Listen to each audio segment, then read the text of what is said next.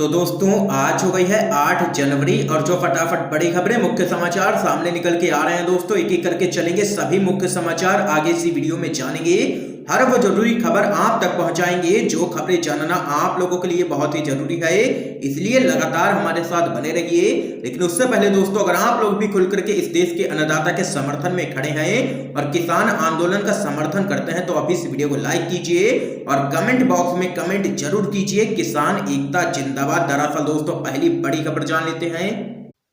किसानों की tractor rally, Rakesh Tikait बोले हम मई 2024 तक आंदोलन करने को हैं तैयार। आप लोगों को बताते चले, कड़ी सुरक्षा के बीच हजारों किसानों ने नए कृषि कानूनों के खिलाफ प्रदर्शन स्थल सिंघू, टिकरी और गाजीपुर बॉर्डर से ट्रैक्टर रैली निकाली। इसी दौरान भारतीय किसान संघ के प्रवक्ता राकेश टिकैत ने कहा है कि हम कानूनों के खिलाफ मई 2024 तक आंदोलन करने के लिए पूरी तरीके से तैयार हैं। दरअसल नए कृषि कानूनों के खिलाफ भीषण ठंड बारिश के बावजूद हजारों की संख्या में किसान पिछले 45 दिनों से दिल्ली की सीमाओं पर डटे हुए हैं और उनकी मांग है कि सरकार इन कानूनों को तत्काल वापस ले और न्यूनतम समर्थन मूल्य यानी कि एमएसपी कानून बनाए। तो वहीं आप लोगों को दोस्तों बताते चलें, किसान संगठन पहले ही ऐलान कर चुके हैं कि वो 26 जनवरी यानी कि गणतंत्र दिवस के मौके पर ट्रैक्टर मार्च निकालेंगे, जिसको लेकर के किसानों ने यहां पर रिहर्सल किया है और मोदी सरकार को ट्रेलर दिखा दिया है 26 जनवरी का।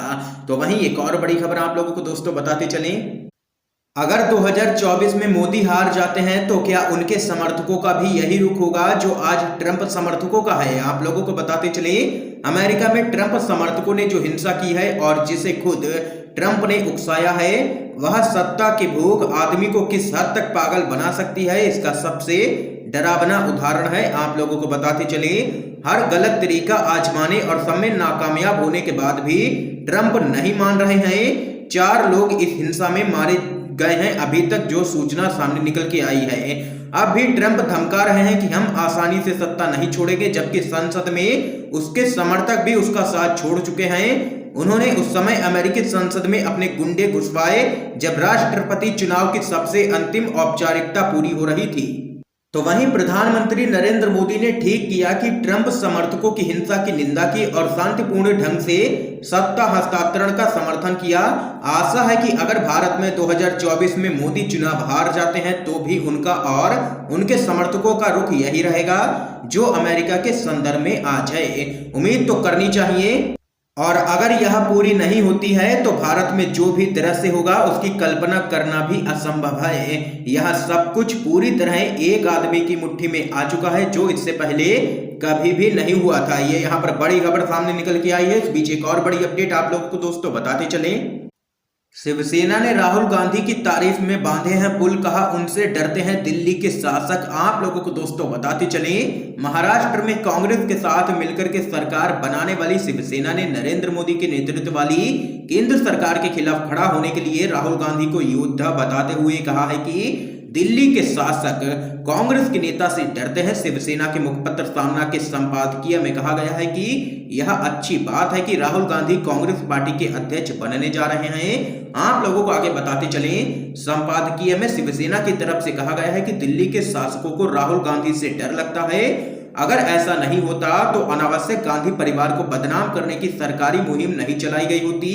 इसमें कहा गया है कि योद्धा चाहे अकेले रहे, उससे तानाशाह को डर लगता है और अकेला योद्धा प्रामाणिक होगा तो यह डर 100 गुना बढ़ जाता है। राहुल गांधी का डर 100 गुना वाला है। संपादकीय में कहा गया है कि यह अच्छा है कि राहुल गांधी फिर से कांग्रेस अध्यक्ष बनने जा रहे हैं। संपादकीय में आगे कहा है कि यह सबको स्वीकार करना चाहिए कि भाजपा के पास नरेंद्र मोदी का विकल्प नहीं है और कांग्रेस के पास राहुल गांधी का विकल्प नहीं है। तो वहीं दोस्तों, इससे पहले शिवसेना के सांसद संजय राउत ने कहा था कि विपक्ष को केंद्र के तानाशाही रवैये के खिलाफ एकजुट होना चाहिए और मोदी के नेतृत्व वाली सरकार के समक्ष एक मजबूत विकल्प मुहैया कराना चाहिए। तो यहाँ पर दोस्तों देख सकते हैं कि शिवसेना ने जबरदस्त तरीके से की है राहुल गांधी की तारीफ और कहा है कि उनसे डरते हैं दिल्ली के शासक यानी कि नरेंद्र मोदी।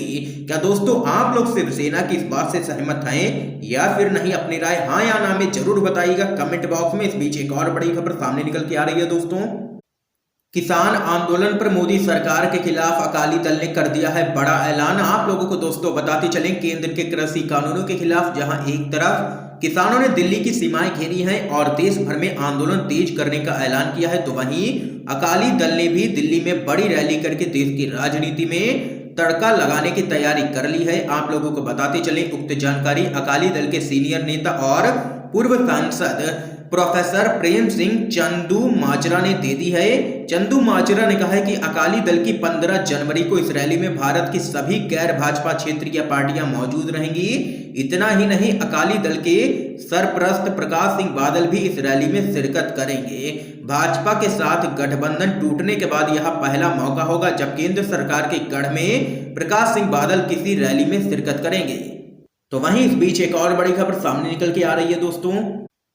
कांग्रेस के पूर्व अध्यक्ष राहुल गांधी ने केंद्र सरकार पर साधा है निशाना। कहा, ईंधन पर भारी टैक्स वसूलकर जनता को लूट रही है सरकार। आप लोगों को बताते चलें, कांग्रेस के पूर्व अध्यक्ष और वायनाड से सांसद राहुल गांधी ने पेट्रोल और डीजल के बढ़ते दामों को लेकर के केंद्र की मोदी सरकार पर जोरदार हमला बोला है। राहुल गांधी ने कहा है कि मोदी सरकार ईंधन पर भारी टैक्स वसूल कर जनता को सीधे तौर पर लूट रही है। आपको बता दें कि तेल कंपनियों ने लगातार दूसरे दिन कीमतों में बढ़ोतरी की है, जिसकी वजह से यहां पर दिन पर दिन पेट्रोल और डीजल के दाम बढ़ते हुए नजर आ रहे हैं। तो वहीं दोस्तों इस बीच आप लोगों को बताते चलें, राहुल गांधी ने ट्वीट किया है कि पेट्रोल डीजल के दामों में गजब का विकास हुआ है। मोदी सरकार ईंधन पर भारी टैक्स वसूल कर जनता को लूट रही है। यही कारण है कि सरकार पेट्रोल डीजल पर जीएसटी लागू करने को तैयार नहीं है। तो वहीं कांग्रेस अध्यक्ष सोनिया गांधी ने कहा है कि पेट्रोलियम उत्पादों यानी कि पेट्रोल डीजल पर उत्पाद शुल्क को कम करके यूपीए सरकार के समय की दरों के बराबर किया जाए ताकि देश के लोगों को राहत मिल सके।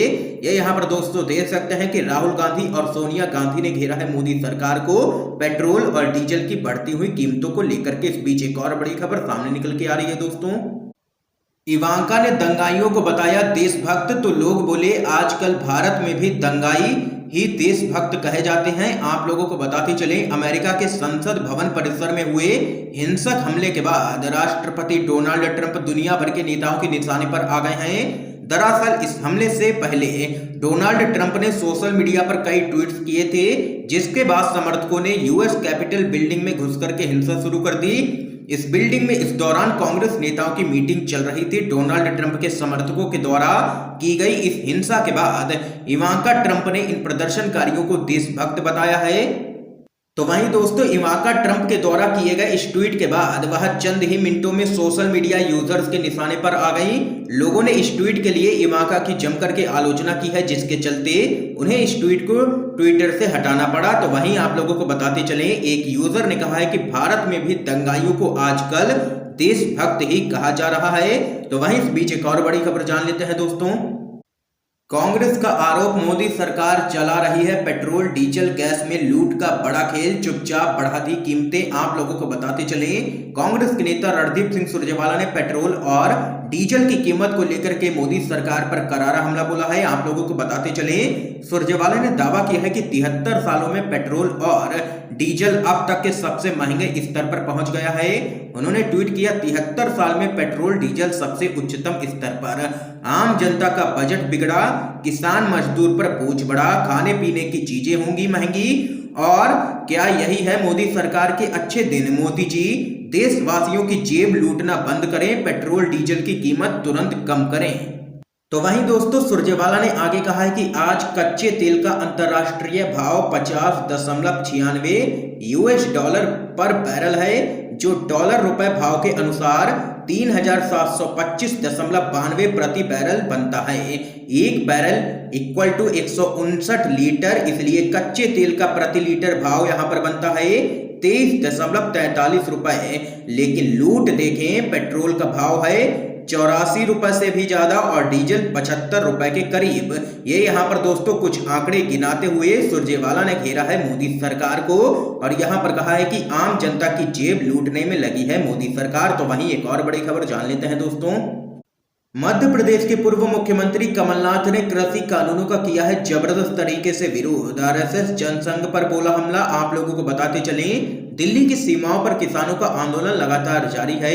भाजपा की विरोधी पार्टियों ने इस आंदोलन का खुल करके समर्थन किया है। इसी बीच कांग्रेस के वरिष्ठ नेता और मध्य प्रदेश के पूर्व मुख्यमंत्री कमलनाथ ने कृषि कानूनों को लेकर के आरएसएस और जनसंघ पर जबरदस्त हमला बोला है। कमलनाथ ने केंद्र सरकार के द्वारा लाए गए तीनों ही कृषि कानूनों को लेकर के कहा है कि कानून लाकर के सरकार कृषि क्षेत्र का निजीकरण करना चाहती है।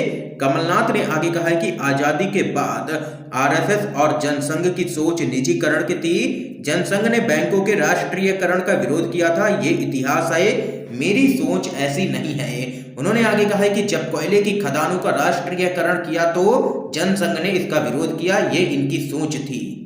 तो वहीं कमलनाथ ने कृषि कानूनों को लेकर के कहा है कि ऐसा करके सरकार कृषि क्षेत्र का निजीकरण करना चाहती है और मोदी सरकार को इसमें बिल्कुल भी कामयाब नहीं होने दिया जाएगा। कांग्रेस पार्टी किसानों के साथ खड़ी है, ये यहाँ पर कहना है कमलनाथ का। दोस्तों, आज की तमाम बेहद बड़ी खबरें थी जो आप लोगों तक हमने पहुंचाई हैं। इन खबरों पे आप लोगों की क्या राय है जरूर बता सकते हैं कमेंट बॉक्स में, और वीडियो को ज्यादा से ज्यादा शेयर कीजिए। वीडियो देखने के लिए दोस्तों आप सभी का बहुत बहुत धन्यवाद।